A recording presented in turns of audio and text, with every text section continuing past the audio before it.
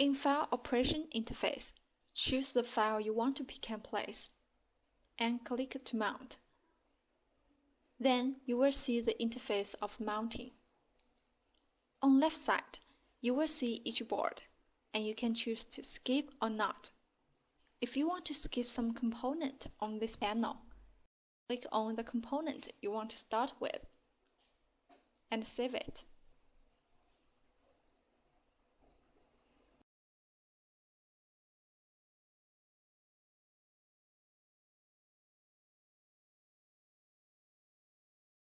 As I'd like to start from the first component as a reference, so I will change back to the default setting. The real-time mounting will be shown on the right side. And you can see the current pressure of the nozzle. Speed of each component will be shown accordingly.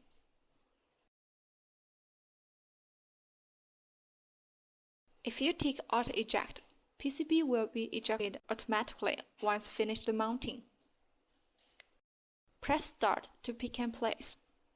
Press Step. You can see each movement on the machine step by step. Please take note, each time you start to pick and place, please keep the PCB pending to be fed but not ready in the positioning you've set up, or it will be failed till you find the mark point.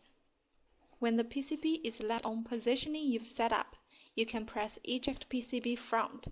The PCB will move backwards. Now I will start to mount this file for your reference.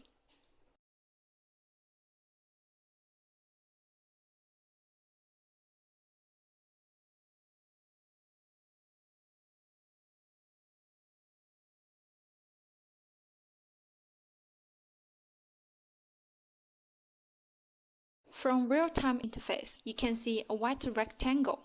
It is a component. The blue box is a reference value of this component, which you've entered in Footprint Library. The blue cross marks the center of nozzle. The coordinate is the deviation value between component center and the nozzle center. It will help to offset the deviation automatically.